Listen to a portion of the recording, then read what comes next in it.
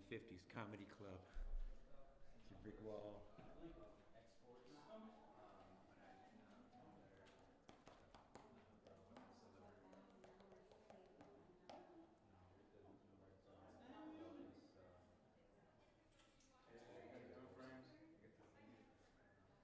All right, come on, let's just go around.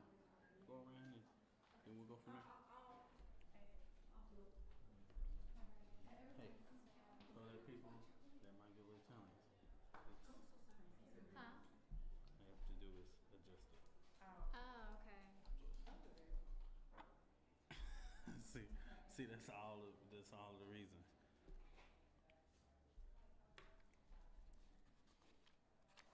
You know,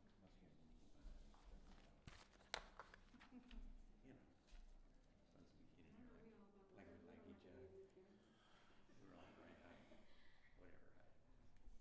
Y'all let me know when y'all ready. No problem. Are they getting our feet? They already. It's like the camera live. It's live. Okay. It's looking dead at you. Okay. It's live. Hey, looking at your feet, girl. You got a hot mic. So you don't want to say the mayor's a total demagogue. We can say that.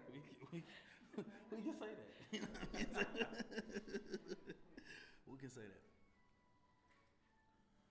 Hello, y'all. I'm Minister Dominic Alexander, president and founder of the Next Generation Action Network. We are here today as a coalition of many organizations, many leaders, people who have been fighting the fight of police brutality for more than a couple of decades. And I'm so excited to have a rainbow coalition of justice to stand together united today. Many of the individuals that will speak today have been on the forefront of this issue in regards to Proposition F. Currently, right now in the city of Dallas has proposed a $1.2 billion bond package that the Next Generation Action Network feels that it disproportionately, unequitably puts our communities and the most vulnerable communities at a disadvantage. We want to particularly focus on Proposition F today as we talk about the lack of transparency in regards to the proposed project of UNT Dallas occupying the police academy. We know that at the beginning of the year, UNT Dallas asked the state legislature for $60 million in regards to this proposal in a $140 million. The legislature only gave them $20 million.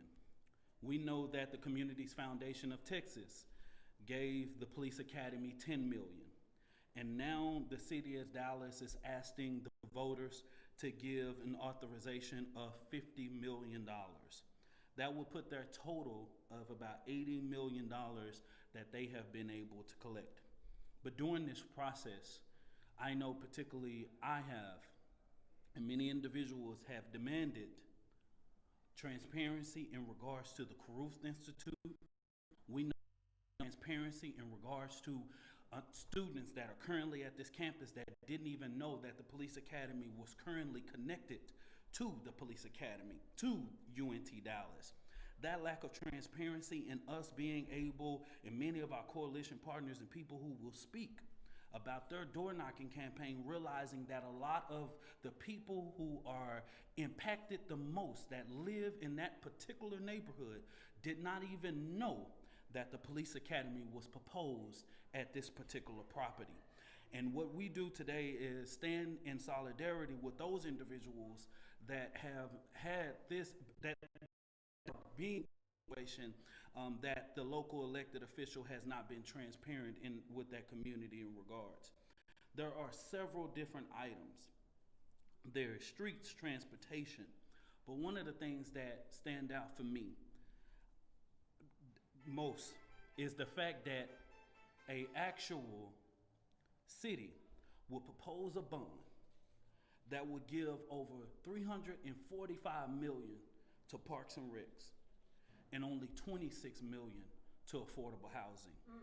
That is something that tells me as an organization, and this is a position that the Next Generation Action Network has went, is to ask that the voters reject the entirety of this bond. This bond is inequitable. We feel that the city council can go back in the drawing board in the mayoral election that comes in 2025. Right now, we cannot support a plan that only gives $19 million to homelessness, $26 million to housing. And what I want to be able to get people to understand, because a lot of times when we're in these community meetings, a lot of people get the misconception of affordable housing as Section 8 and low-income housing. Those are two different categories. What we are talking about when affordable housing is your school teacher that's getting $75,000 a year that cannot afford rent, because rent right now for an apartment complex average about $2,500 in the city of Dallas. So right now, the Next Generation Action Network's position is that we urge the voters to reject the city of Dallas proposed bond of $1.2 million all down the ballot. What I'll do is pass over to a speaker, Tamara Neal, who has been on the forefront of this fight. Hello, everybody. Good evening. Thank you, Dominique Alexander, for doing the amazing work on the ground, and all of these amazing and those who activate our people locally. I think it was very needed for Dominique to let you know the breakdown of this bond. Just so you know, I have been activating a group of individuals out in the community for weeks now around VOF and Stop Cop City Dallas. I am Tamara Neal, one of the organization leaders with Community Movement Builders of Dallas. And I want to first and foremost, I want to thank the voters. I don't think the voters get enough flowers who have voted against Prop F already, right? I want to thank the voters who have voted against over-policing our cities.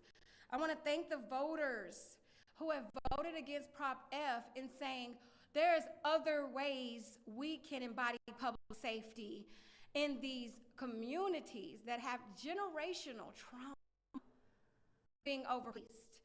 And I want to urge every voter in the city of Dallas, when you go to the polls, no matter where your polling place is, everybody in 7241, 752, 5752, and around to any of the 65 to 68 polling locations, please make sure that you vote no and vote against Proposition F.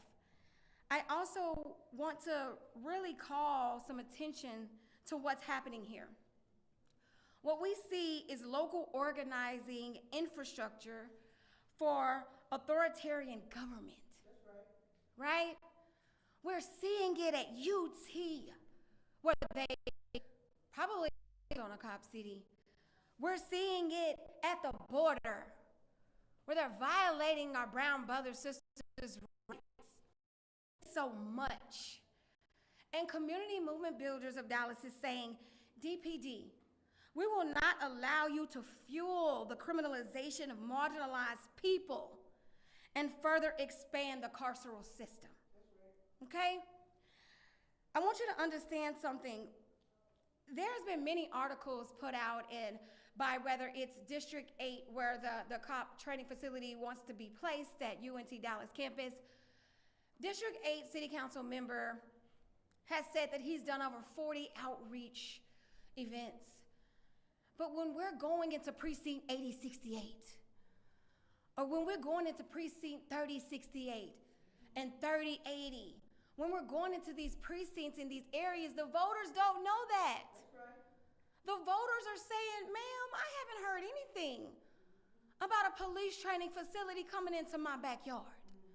And I've said this to City Council on April the 9th, and I'll say it again. You do not get to tell taxpayers that we have to pay to up the police presence in our communities. I have told them in the past, as a taxpayer, I'm not paying $50, $90, $140 million so DPD can have a new training facility. I saw Eddie Garcia say in February 2024 in a CNBC article, this is the reason why we need a new cop training facility is because his cadets don't have enough bathrooms. It's because his cadets don't have enough showers. See, my only problem with that is that the community doesn't have enough bodies for you to keep taking our people out for over-policing tactics, for you to keep causing trauma and harm. The community doesn't have enough funds. As you heard Minister Dominique Alexander say, the community doesn't have enough revitalization. So we are not at the beck and call of your shower count. We can't worry about how many bathrooms your cadets need, because the community has a long drawn out list of needs and unmet needs. And this is why we urge all voters to vote for real public safety.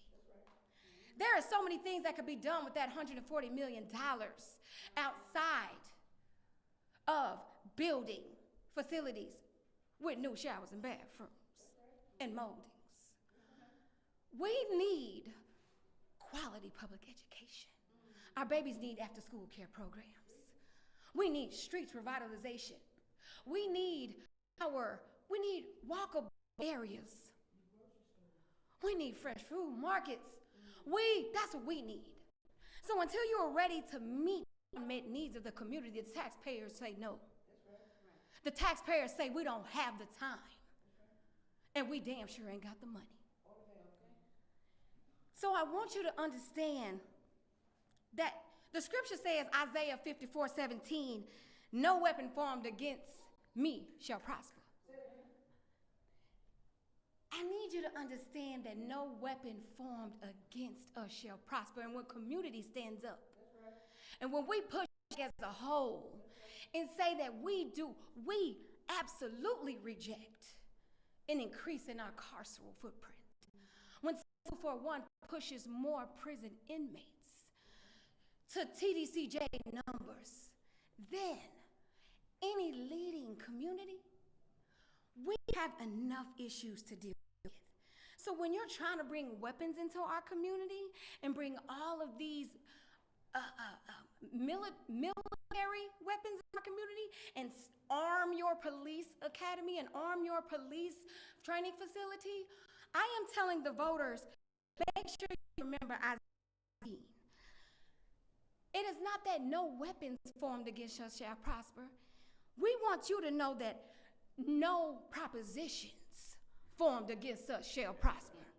And I want you to vote no and against this proposition when you go to the polls.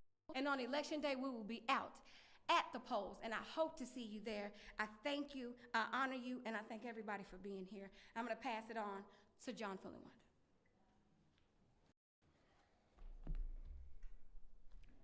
Thank you, Tamara. I'm John Fullenwider, co-founder of Mothers Against Police Brutality, a national organization based here in Dallas. I want to speak to Proposition F. Our opposition to Proposition F has two bases, really.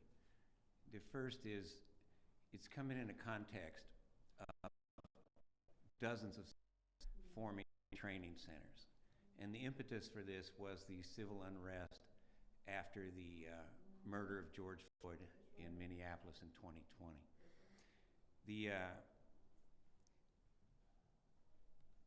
We question the training that'll be provided in this facility. We think it's going to lean much more towards population control and much less towards community safety. Community safety can't ever be built on over-policing, racial profiling, and brutality, or on violating the rights of peaceful protesters that happened so much in 2020.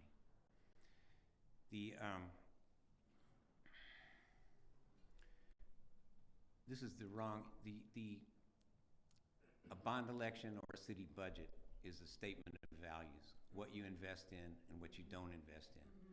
We already have a situation where the police budget at $660-something million a year, a third of the whole operating budget of the city. No other item even comes close. In the bond election, they're talking about 50 million for this. I say we question the training that'll happen there. You know, their famous shoot, don't shoot training. It ought to be called shout and shoot training. Because for 50 years longer, we've had a culture and a history of impunity when it comes to the use of deadly force. And we've had an IAD that excuses lethal brutality time after time. And there's many examples of this, like Officer Clark Stoller, like Officer Roger Rudloff, and many others, Officer Christopher Hess, many violations, many complaints, always a tiny slap on the wrist or nothing, and then they graduate to killing someone, as Clark Stoller did in 2013, and others. So here's the historical point on the Dallas Police Department. Bessie Rodriguez, the mother of Santos Rodriguez, who was killed here in 1973, died last year without receiving a nickel from the city of Dallas for any of the wrongdoing done to her family and her son. The killing of Botham John in 2018. Are we going to wait for his mother, Allison, to die before we pretend we care about this case? They have a wrongful death suit that's been pending for 5 years now. And there's no settlement, and there's no mention of a settlement. And you can ask any city council member about it, and they'll just say, well, it's any litigation. So we have an unaccountable and anyways cruel police department. So that's the investment we make. But what about the investments we don't make? You know, as of today, 1 out of 4 kids in this city is growing up in poverty. Let's invest in them instead of more policing. This is the wrong investment for the wrong purpose at the wrong time. Thanks.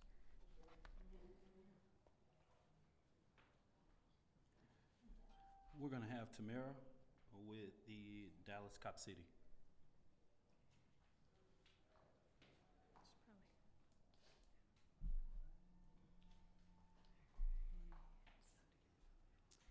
Hello, everyone. I'm Tamara Hutcherson with Stop Cop City Dallas.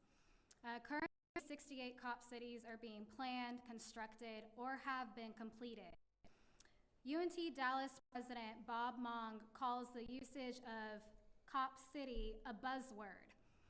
That is a disrespect to Atlanta organizers who coined this term to fight against the construction of a tactical training for the Atlanta Police Department and continue to face political repression and at the hands of police state violence.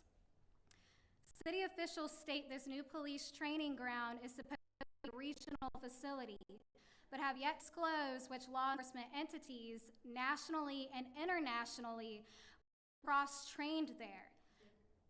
They have also failed to disclose what training will be taught at this facility. How can voters make an informed decision about Proposition F when there is critical information being withheld from the public? In the 1960s, military bases had constructed mock-trained U.S. police forces and military in urban warfare to repress protests and movements. All these mock cities, Roseville, in which military personnel and police officers role-played as protesters, including designating Black men as key indicators for their scenarios utilizing tear gas and other tactics of militarization. Mayor Pro Tem Tanel Atkins apparently feels blindsided by the opposition of this facility with concerns by community members, organizations, and organizers that it will increase over-policing and repression of our Black and brown communities. It has been argued by city officials the current police training facility is already in southern Dallas, simply implying there should be no issue. The issue is placing a police training facility in a predominantly Black and first place that lacks infrastructure instead of placing it in North Dallas? The Dallas Police Department released a propaganda video about the need for a new facility in which they stated their current facility is outdated and lacks space to improve retention and their police shortage. What about our outdated public schools and other community services? What about the teacher shortage? What about the shortage of mental health professionals when Dallas County Jail is the #1 confiner of individuals with mental health diagnoses? What about the conservation of our green spaces when Dallas has heat islands? In 2020, during the uprisings after the murder of George Floyd, we saw how police forces across the nation prioritize protecting capital and property over people. We see this today as we bear witness to students across the nation being brutalized, arrested, and free speech by militarized police. I urge no opposition elected officials to invest in community services to improve public safety. People resort to crime because of social inequities that persist in our city, and that cannot be resolved with police. That's right.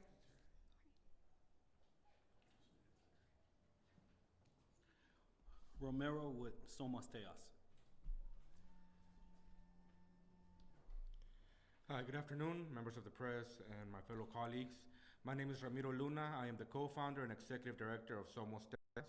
Our organization believes in civic and political participation, and this is one of the elements that one of the strongest that we have. Whenever we see our schools underfunded, whenever we see our neighborhoods underserved, and yet we see police being overfunded, continues to breed narrative of not only in our city, but across something that we have been victims of, and as I speak before you in the heels of SB4, this speaks to our immigrant community at a heightened attention of threat. During this space where we're at the mercy of SB4 due to the courts, any police officer is not going to be seen as a friend, but more as somebody who can threaten our stay here in this country. So before we start investing in more police officers, before we start investing in facilities, let's go into a system of community first, that we invest in our streets, let's make sure we invest in affordable housing, and let's make sure that we invest in our schools. Lo voy a decir en el día de hoy en español para hablar en tono de nuestro grupo, se llama Somos Texas. Es un grupo sin fin de lucro que se enfoca en la acción cívica y la participación política. Este es un tema que nos toca muy personalmente, porque lo que miramos tras día es enfoque en poner más y más dinero en las manos de las policías y de los departamentos de que ellos cubren, mientras las calles, nuestros vecindarios, nuestras escuelas y la comunidad donde nosotros vivimos no está recibiendo la inversión que merece. Así es que el día de hoy le estamos pidiendo a nuestra comunidad que vote en contra de la proposición F, porque necesitamos que dar esa inversión a nuestra comunidad.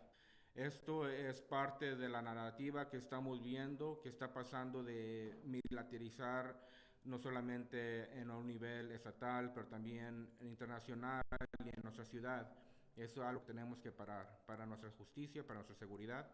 Ahorita que estamos hablando, cuando estamos en peligro de la SB4, que va a ver que nuestra comunidad no va a ser ayudada por la policía, sino va a ser perjudicada, que una policía que va a poder actuar como la polimigra. Así es que estamos en contra de esta propuesta y pedimos a nuestra comunidad que vote no. Gracias.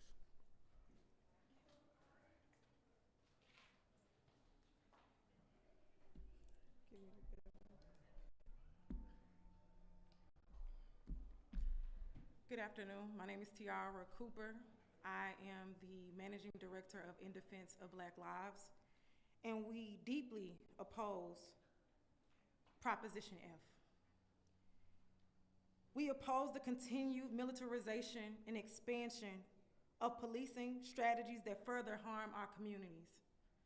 I stand here as a Black mother of 2 daughters, a constituent of Dallas County, a formerly incarcerated individual who knows that Proposition F is not a proposition for public safety.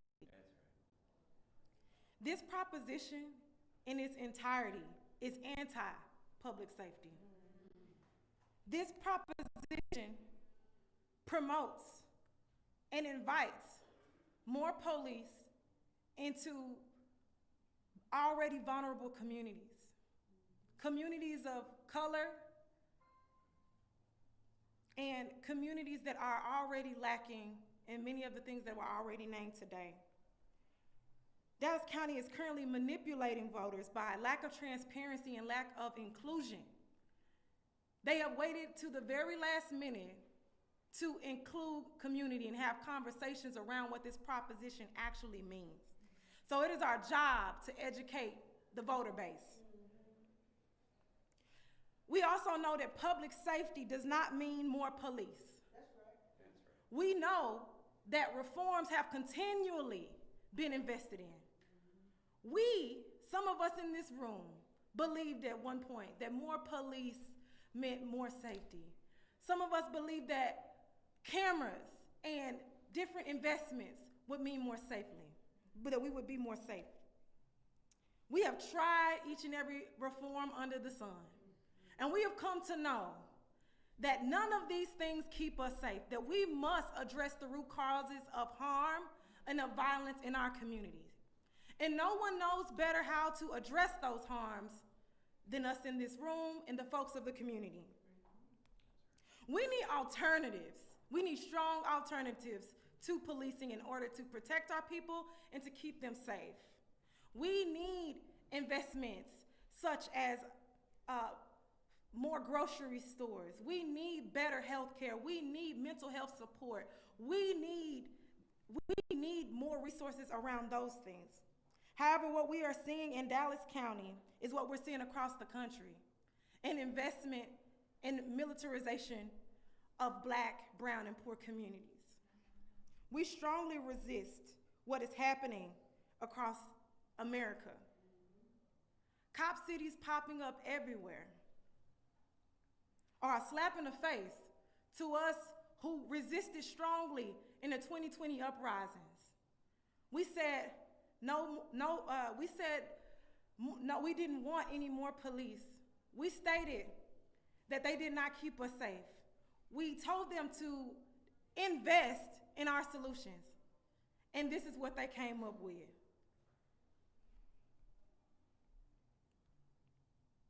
The ramifications of such a proposition are dire to our community. So I'm here to alarm and alert our community that voting yes on Prop F would be you having a hand in your own oppression. And it is upon us to liberate our people from systemic oppression. And if you care about the southern sector, if you care about Oak Cliff, if you care about South Dallas, if you care about Dallas County, you will vote no on Proposition F. The states are already leading in mass incarceration. Texas being the prison capital of mass incarceration. That will only further increase if we allow cities to build and live. I strongly urge you to vote no on Proposition F and to know that Cop City is a threat to Black, poor, and brown people everywhere. Vote no on Proposition F.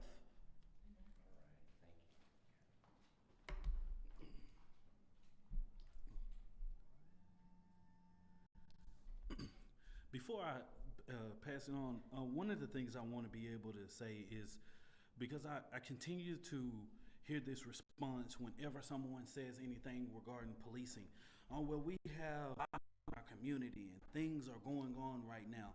As long as America and our local community and people of color and so many people think that that is going to be the solution towards us, we are failing ourselves. When we have local city councils stripping every day the social economic element out of our community with harsh predatory zoning that dates back almost a couple of decades in places like South Dallas and places like Oak Cliff and West Dallas, you have major gentrification and displacement. And right now, while the city of Dallas have a $5 billion convention center project, we must do everything that we can to protect the communities that are there right now, not the communities that will be in the future. But at the end of the day, like we said, giving 50 million, giving 50 million, the fact that the City of Dallas Police Department receives more than 70% of the City of Dallas yearly budget. And yet at the end of the day, we are looking at $26 million only being allotted towards affordable housing. When we had a rainbow coalition of a coalition that was demanding over $200 million in this city for affordable housing. At the end of the day, how do that keep us safe? How do giving a $50 million to a police academy with more than $600 million already being allotted to them, how do that keep us safe? How do that address our children yet picking up guns in our communities? How does that keep us safe? With lack of jobs, with lack of infrastructure in regards to technology. But we have so many people saying, man, we just need to support the police academy. We must do whatever we can to support, to keep our community safe. But since this 1993 crime bill in America, the only thing that we have seen in the black community is a return every decade of our black and brown sisters being robbed from us, placed in incarceration, and then placed back into society worse than when they left. And yet, to top that, not even educated after all of the 10 to 20 years that they have given to the state. So at the end of the day, we come here today as a Rainbow Coalition of Justice to say enough is enough, y'all. And I say to so many people that's watching, don't wait until it's your baby. Don't wait until it's your nephew, your auntie, to want to listen to us. Because we have had many cases where the people have said we are wasting our time. And then the next day when it becomes your baby on the other end of one of those police revolvers, then you want all of us to mobilize a baby.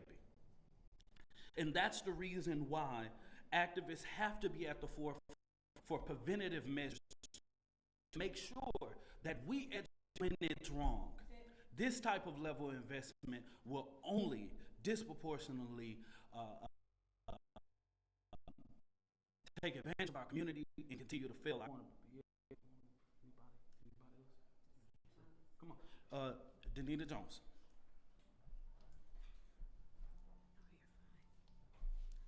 Good afternoon, everyone. My name is Danita Jones, and I wear many hats. But today I'm coming to you as a resident, a constituent voter, and a mother. We've all heard from my esteemed colleagues the rationale for not having Cop City. But I want to point out the obvious. What did your elected officials say to you about Cop City? What information was placed in your box about the meetings they said they had? What information did your elected officials put in your box about the new grocery stores coming to the food deserts? Where we're spending $660 million on a police force and an additional million the millions that's gonna come from this proposition, how many buses take you to get to the grocery store? I'm a mother before I'm anything. And the one phone call I dread is the phone call from my son or my daughter's calling me to say, Mom, I've been pulled over. I got that phone call. I got that phone call. And to hear my son's panic-stricken voice say, Mom, I didn't do anything. I'm going the speed limit. I don't know.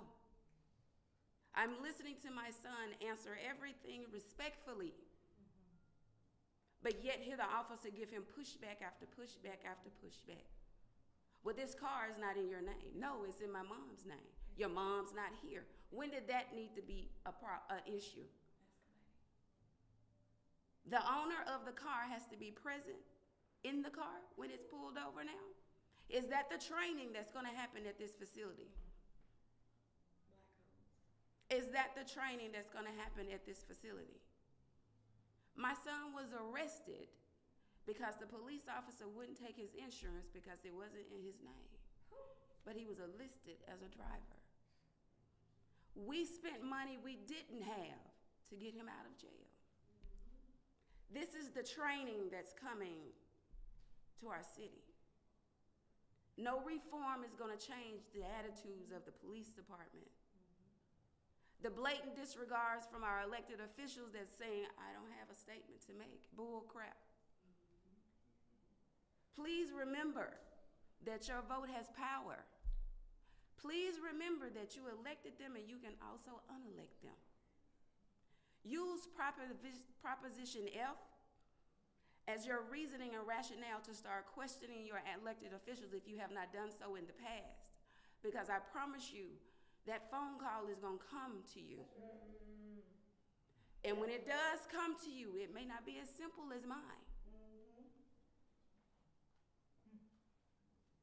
Be mindful of what they put in front of us. Because we will perish from the lack of knowledge. And we're trying to give you that knowledge now. Go to your official. Tell them, describe Proposition F. What's not in here what I see? And then make an informed decision, because when they hide it, it's not good for the people. Thank you. So we'll wrap it up now. I want us to continue to follow the organizations that are represented here. Somos Teos, of course, I know they are on all social media platforms, as well as the coalition Stop Cop City DTX on Instagram, as well as Dallas for Change. Community Movement Builders, and as well as the Next Generation Action Network in defense of Black lives and mothers against police brutality. Of course, these organizations will be able to make sure that communities are educated in ways that you can be able to help knock doors, be able to get the word out, and be able to be educated. As the next coming days and weeks going by, our organizations will do everything we can to make sure that people who have questions, that you get the answers, that we educate our community. We're not just talking to you, we want to talk with you. All right? Thank you so much. Yeah. And so you can go out and door knock.